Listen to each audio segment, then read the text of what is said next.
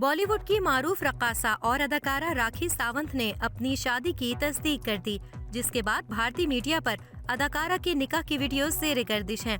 راکھی نے کچھ تصاویر شیئر کی اور لکھا، میں بہت خوش اور پرجوش ہوں، آخرکار میں نے اپنی زندگی کی محبت سے شادی کر لی۔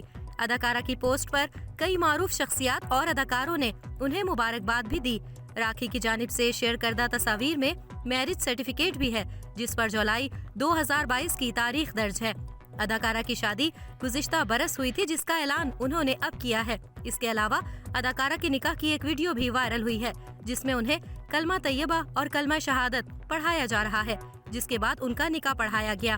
ویڈیو میں دیکھا جا سکتا ہے کہ قاضی نے عادل خان درانی کے ہمراہ 51,786 حق مہر کے ساتھ اداکارہ کا نکاح پڑھایا۔